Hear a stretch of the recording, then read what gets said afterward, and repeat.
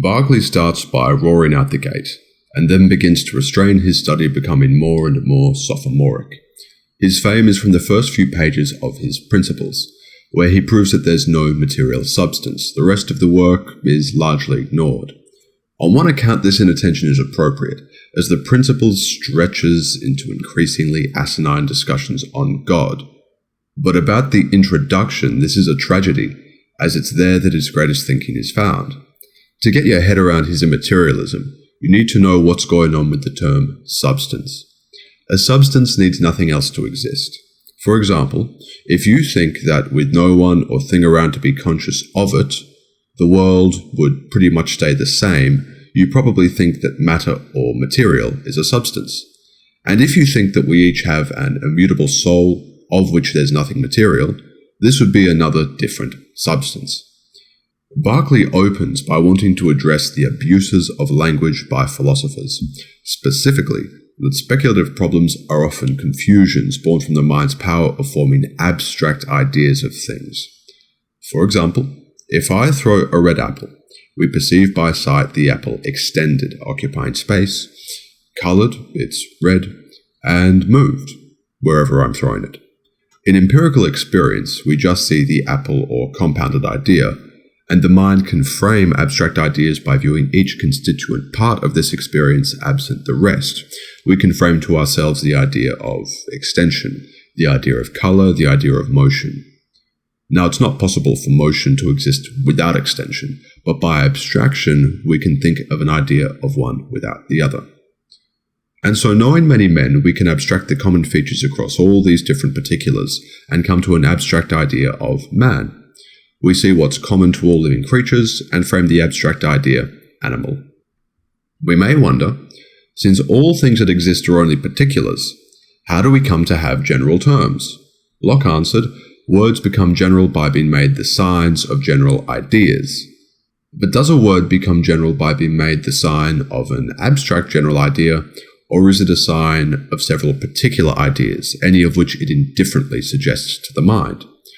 For example, think of the sentence, whatever has extension is divisible. While this is understood of extension in general, did it suggest to your mind an idea of extension which is neither a line nor a surface or a solid, neither large nor small, neither black nor white? Or did you think that the axiom is simply equally true for any particular extended thing you can think of? You can think of an abstract idea, humankind, a sort of axiom, true for all humans, about modes, qualities, features, which are separated in your conception from those things which in every experience of a particular human you'll find it united.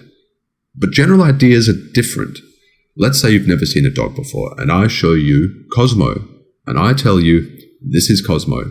He is a dog. You know that this particular dog is Cosmo, and dog must be general and so apply to other particulars. We make the absolutely particular Cosmo stand in for the sign dog, and so make the general idea dog. Its generality being owed not to some abstraction or idea of all possible dogs, but from any particular dog the sign denotes, and this denoting is indifferent to what particular dog it denotes. I'll give another example, a joyous geometrical one. Let's take this definition of triangle. A triangle is defined to be a plane surface comprehended by three right lines. This says nothing of the particular qualities of any triangle, meaning there's no settled idea which limits the signification of the word. The word can keep the same definition, sure, but to make it stand everywhere for the same idea is useless and impractical. Test it. Can you think of a triangle which is at once right angle and also isosceles? To try to frame to yourself such a thing is the difficulty which abstract ideas carry with them. Think of the proof that the three angles of an isosceles right triangle are equal to two right angles. We can't conclude the same is true for all other triangles which have neither right angle nor two equal sides. To be sure that this proposition were universally true, we would need to either make a particular demonstration for every particular, which is impossible, or demonstrate it of the abstract idea of triangle, which universally and equally represents all particulars. But in forming the proof, while we, in practice, have a particular diagram in view, the proof itself has nothing of these particulars in its proposition. This proof that the three angles are equal to two right angles doesn't depend on being because one angle was right or two sides are equal, meaning the right angle might well have been oblique, the sides unequal. So it is true of any other triangle what was proved of a particular right-angled triangle. There was no recourse in the demonstration to the abstract idea of triangle. Now you can call something triangular without attention to its particulars and so abstract, but this doesn't prove we can frame an abstract general idea of a triangle, meaning you can't make the abstraction with no clear limitation and without necessarily united particulars stand as a sign generally. For all particulars to be indifferently denoted by a sign means for some particulars to stand generally. For example, think of the general idea book, and you think of some particular, perhaps fictitious book, perhaps many of them, and they stand for the general. Think of the abstract idea book, and you have something definitional about pages and the like. So how exactly have the abuses of language contributed to speculative mistakes? It's thought that every name has one precise signification. This inclines men to think that there are certain abstract ideas constituting the signification of each general name, and so they think that dog can signify Cosmo only by the mediation of the abstract idea. But as we know from what's just come before, in truth there is no such thing as one precise signification of any general name. They all signify indifferently a great number of particular ideas. Language doesn't always communicate ideas. It's possible to speak and listen without having the words mark any particular ideas of our own, and the sights and sounds of language can attend to our passions without the intervention of our ideas. But even if every name stood for an idea, they would have to excite in the understanding particular ideas. But when names mean no such idea, it may be thought that they stand for an abstract notion. Let's think about framing an idea of extension without colour, and we'll find it possible only in language, not in any idea. The idea of extension absent colour is really an idea about an idea which cannot be conceived. So if we consider naked, undisguised ideas, we cannot be led into error. But dissolving the habit of union between words and ideas is perhaps impossible. But if we know that some words mean nothing, we won't puzzle in vain. So we should take care to clear the first principles of knowledge from the embarrass and delusion of words.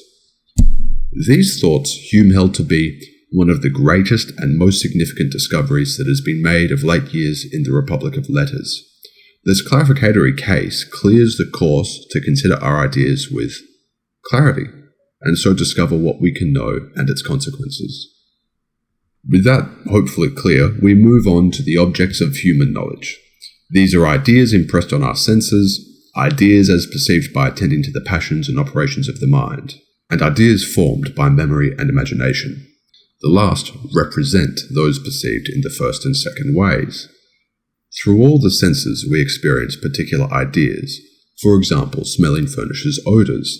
As we see these perceptions accompany each other, we mark them by one name and so think them as one distinct thing. For example, all the senses accounted for apple observed together are thought to be one thing. Other ideas together constitute other things accordingly, and as these are pleasing or desirable, excite the passions. Besides all these ideas or objects of knowledge, there is something which knows or perceives them, which operates, wills, imagines, and remembers about them. The active perceiving being is mind. The word mind, though, denotes no idea. It's a thing distinct from ideas wherein they exist. It's only in mind that idea can exist, for the existence of an idea is to be perceived.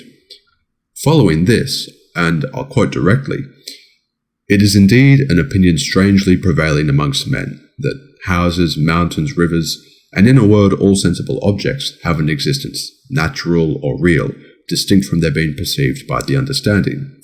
But with however great an assurance and acquiescence this principle may be entertained in the world, yet whoever shall find in his heart to call it in question may, if I mistake not, perceive it to involve a manifest contradiction.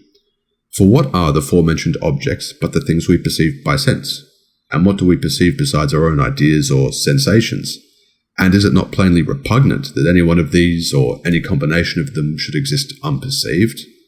To think of a thing like idea, existing but not idea, depends on the doctrine of abstract ideas. From this we know that spirit, or that which perceives, is substance. For an idea to exist unperceived is a manifest contradiction, therefore there is no unthinking substance of those ideas. It may be responded that ideas are just copies or resemblances.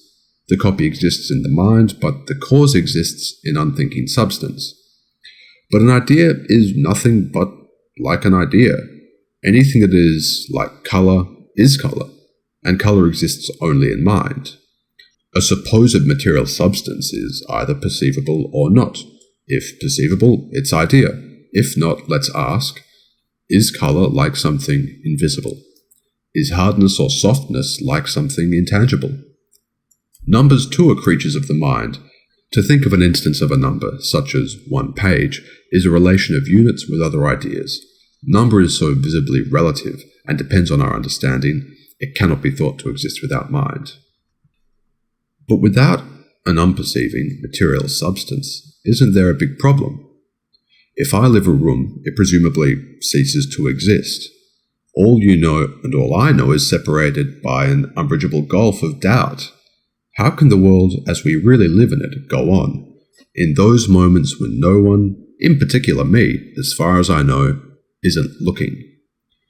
To answer this, we should clarify that all our ideas are inactive, with no power or agency included in them. An idea cannot make or produce alteration in another. We perceive a continual succession of ideas. Some are anew excited, and others change or totally disappear. Therefore, there's a cause of ideas which produces or changes them. This cause cannot be an idea, and it cannot be a corporeal substance. Therefore, the cause of ideas is an incorporeal active substance, spirit, one simple, undivided, active being. As spirit perceives, it's understanding, and as it produces or operates, it's willing. Therefore, we have no idea of spirit, because ideas are perceptions and inert. Spirit can only be perceived, so to speak, by the effects which it produces. Imagine walking on the beach in a scenic vista. Does this thought have the same sort of vivacity as real experience? We can excite ideas in our mind at our pleasure, but what's perceived by sense has no dependence on our will. Therefore, some other spirit produces these impressions. The ideas of sense are more vivid than those of imagination, and they likewise have a coherence which testifies the wisdom and benevolence of their author. We come to be acquainted with the rules or laws of nature through the ordinary course of our life, which enables us to regulate the actions of our lives. This constant uniform working of the laws of nature displays the goodness and wisdom of the governing author. Berkeley goes on, and he does have some certainly interesting things to say, all of them grounded in what's just been said so far. And what has been said so far is the sum foundation of the principles of human knowledge.